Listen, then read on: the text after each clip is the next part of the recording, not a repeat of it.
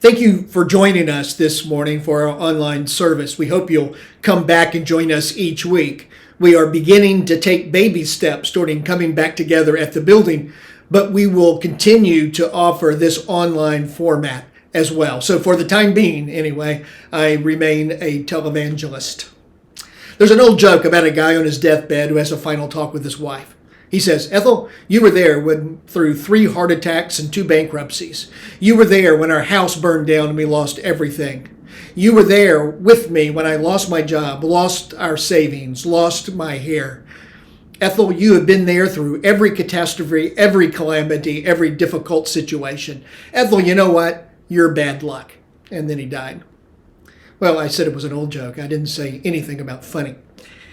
But the point is that if you're going to have last words, you might as well make them count.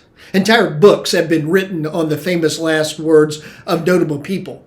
Sometimes a person's last words are profound and important. Nathan Hale's famous words, I regret that I have but one life to lose for my country. Joan of Arc's last words, hold up the cross above the flames so that I may see it. Harriet Tubman sang Sweet Low, Sweet Chariot with her family as she died. But sometimes a person's last words are not notable at all. They're mundane and forgettable. Elvis Presley said, I'm going to the bathroom to read. Bing Crosby's last words. What a great round of golf, fellas. Hotel magnate Conrad Hilton was asked if he had any last words of wisdom for his family. He said, leave the shower curtain inside the tub. Sometimes people don't even have time for last words. Mexican revolutionary Pancho Villa was called in an ambush, and his last words reportedly were, don't let it end like this, tell them I said something important. Today, we end our series that we've been calling Holy Fire, a study of the book of 2 Timothy. And we end with Paul's last words. Paul did say something. We have a final farewell to Timothy and to us. What we usually think of as Paul's last words were what we looked at last week, what we saw dramatized just a moment ago. I have fought the good fight. I have finished the race. I have kept the faith. But that's not how the book ends. That would have been a pretty good ending.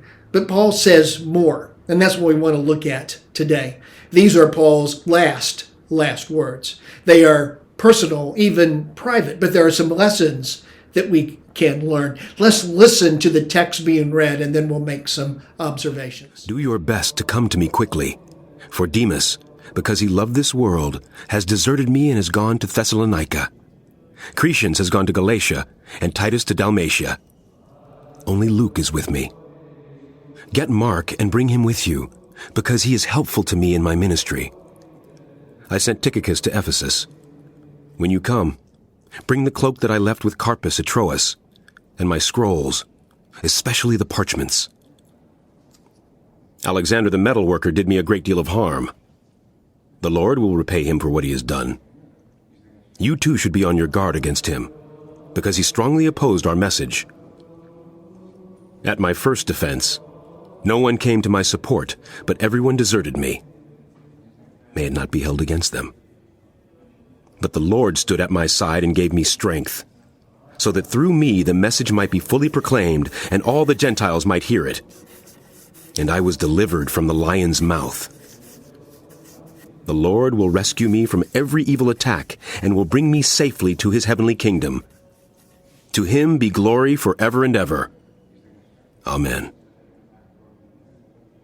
Greet Priscilla and Aquila, and the household of Onesiphorus. Erastus stayed in Corinth, and I left Trophimus sick in Miletus. Do your best to get here before winter. Eubulus greets you, and so do Pudens, Linus, Claudia, and all the brothers and sisters. The Lord be with your spirit. Grace be with you all. We will see 3 points from this text. First, Paul asked Timothy to bring his books. Verse 13, when you come, bring the cloak that I left with Carpus at Troas and my scrolls, especially the parchments. He begins the section by telling Timothy to do your best to come quickly. We saw last week that Paul knows that his time is drawing near. He had just said, the time of my departure is at hand. It makes sense that he would tell Timothy to hurry. It also makes sense that he would tell Timothy to bring his cloak. Dungeons were notoriously drafty places, and Paul wasn't a spring chicken. But what is interesting here is that Paul says for Timothy to bring his scrolls and parchment. Paul was a writer. He nurtured and matured churches by his writing. And we know that Paul wrote up to the very end. And that's why we are studying 2 Timothy. Here he is expecting death, but he's not sitting around just twiddling his thumbs. He wants Timothy to bring his research materials from Troas. We have no idea what exactly that was. We assume it wasn't the latest collection of Calvin and Hobbes. Paul was interested in continuing his work right up to the end. And that meant that he needed to read. He needed to study. He wanted to do research. Paul wanted to learn. The question is, when do we get to the point where we don't need additional study? When are we so mature in the faith that we don't need to read the Bible ourselves? When do we no longer need Bible classes or small group Bible studies? When do we outgrow the need for reading religious books, articles, or blogs? When do we know enough that we can let our minds wander during the sermon where we don't need any more study for ourselves? Well, Paul never thought he ever reached that point. He wants to study right up to the end. Paul wanted his books and parchments so that he could continue to learn. He thought he needed that. And we know that we need that. We need to continue to study. Secondly, not only did Paul want Timothy to bring his books, he wanted Timothy to bring John Mark. Look at verse 11. Only Luke is with me. Get Mark and bring him with you because he is helpful to me in my ministry. Paul and John Mark have a bit of history, and it's not completely positive history. John Mark had set out with Paul and Barnabas on their first missionary journey. Luke says that John Mark served as a helper, or in some translations, assistant. But that role didn't last because he turned back after they left Cyprus. Verse 13 of Acts 13. From Paphos, Paul and his companions sailed to Perga and Pamphylia, where John left them to return to Jerusalem. Now, commentators love to speculate as to why it was that Mark bailed on Paul and Barnabas. He was young and green and wasn't prepared for the arduous of a long journey. Or maybe he just wasn't all on board with this ministry to the Gentiles that Paul seemed to be stuck on. Or maybe he just got homesick. We know that he has a mother that he needs to help take care of. We don't know. We can't. We do know that Paul didn't consider it an excused absence. When it came time for a second missionary journey, Paul and Barnabas had a problem.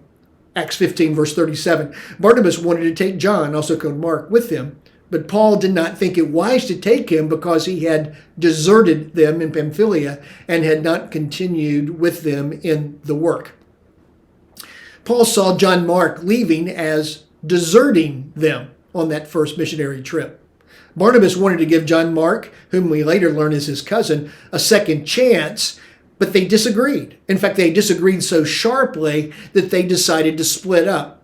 Verse 39, they had such a sharp disagreement that they parted company. Barnabas took Mark and sailed for Cyprus. Paul would take Silas. Paul and Barnabas becomes Paul and Silas. Their disagreement was enough for them to split up. One went in one direction, the other went in another direction. Of course, that turns out to be a good thing because they're able to cover twice the territory. But that doesn't change the fact that Paul has a rather low opinion of Mark. And it turns out that his opinion was completely wrong. The text tells us that Paul is big enough to admit when he's wrong. Timothy is to bring John Mark because, Paul says, he is helpful to me in my ministry. Paul didn't think that Mark was very helpful after that first missionary journey, but Paul changed his mind totally, completely. He mentions Mark positively in his letter to the Colossians and again to Philemon. And interestingly, in both of those texts, Mark was with Paul as he was writing from prison. So Timothy is to bring John Mark because John Mark is a helpful guy to have around if you're in jail. This is a reminder to us not to write people off too quickly. Anyone can have a really bad day, right? Just ask Patrick Mahomes. Don't let someone's bad day cause you to write them off entirely. Sometimes we can rely too much, too heavily on our first impressions. I remember a time when I went to visit someone that had just visited our church to welcome them to the area. Well, I quickly decided that this couple wasn't too friendly. When he opened the door to greet us, he just opened it a crack. And he talked the whole time through that crack as it got smaller and smaller. Obviously, they weren't interested in a visit from the preacher. As it turned out, that wasn't true. I found out later that the movers had just left and all of their stuff was piled up in their entryway. He opened the door a crack because that's all that it would open. And even as he talked to us through the crack, his wife was pushing him to close the door. She didn't want us to see the mess. They were actually very friendly, and we ended up being great friends. Don't write someone off because of a first impression, because first impressions can give you the wrong impression. Paul allowed himself to be open to give John Mark a second chance. He found out that the one that he thought was pretty useless actually turned out to be very useful. God never gives up on us. We shouldn't give up easily on one another either. In fact, Mark becomes the link between the ministry of Paul and that of Peter. As Peter is ending his first epistle in 1 Peter 5 and verse 13, she who is in Babylon, chosen together with you, sends you her greetings, and so does my son, Mark. Mark was a close associate of Paul, but he was also a close associate of Peter. In fact, it's long been assumed that Mark's gospel was more or less the memoirs of Peter. John Mark was anything but useless. A third point is that Paul tells us that he was never alone. Paul faced personal abandonment and personal attack. He may have often been lonely, but he was never alone. He does point out here that some people that should have been with him abandoned him. So he says in verse 10, "For Demas, because he loved this world, has deserted me and gone to Thessalonica, Crescens to Galatia, and Timothy to Dalmatia." Demas had abandoned Paul because he loved this present world. Being around Paul could be dangerous, and Demas wanted to hang around, and so he deserted Paul. Others, like Titus, were serving God in other places like Dalmatia, which is present-day Albania, even up to Bosnia. There were others who should have stood by Paul but did not. He mentions them in verse 16. "At my first defense, no one came to my support, but everyone deserted me. May it not be held against them." When he talks about my first offense, he's talking about an earlier legal proceeding, maybe what we would call a preliminary hearing. It was customary for a defendant to have friends appear with him. In fact, he could call one of his friends to his side for his defense. That friend was called the Parakletos. In fact, that is the word that Jesus and John used to refer to the Holy Spirit and even to Jesus himself. He is our advocate. He is our counselor. But no one was Paul's advocate. No one was there to stand with Paul. And Paul says they really should have been, but he forgives them. But it's clear that people had abandoned Paul. But Paul was not just abandoned, he was also attacked. He says in verse 14, "Alexander the metalworker did me great deal of harm. The Lord will repay him for what he has done." Now, Paul says that he had handed someone named Hymenaeus and Alexander over to Satan in 1 Timothy 1 and verse 20. Was this Alexander the same guy? Had a false teacher from Ephesus followed Paul all the way to Rome to do him harm? We don't know. We know that Paul considers him to be a threat and even warns Timothy to be on the lookout for him. Paul had both been abandoned by friends and attacked by enemies. But Paul's point here, he had never been alone. He was never really abandoned. In verse 17, "But the Lord stood by my side and gave me strength so that through me the message may be fully proclaimed and all the Gentiles may hear it. And I was delivered from the lion's mouth." Paul here says that he was never really abandoned, that while there were no friends to be at his side, he had God by his side. Others wouldn't stand by him, but God always stood by him. always. God had been with him as he had taken the gospel to the Gentile people. God was now with him as he was to take the gospel to Caesar himself. Paul was, you see, an incredibly difficult person to intimidate or threaten. He had met Jesus in all of his glory on the Damascus Road. Was he going to be impressed by Caesar? He really did believe to live as Christ and to die is gain. So what are they going to do to him? He had already counted everything as loss for the sake of the gospel. What were they going to take away from him? Paul stands alone at times, but he never is really alone. And neither are we. We can face all that the world throws at us or threatens us with. Paul said, the Lord is at my side, and he stands at our side as well.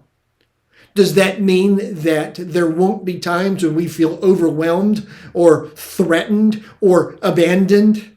I think we can feel, as Paul writes these last words, he's trembling a bit as he writes them. They're words of faith, but he feels the situation that he's in.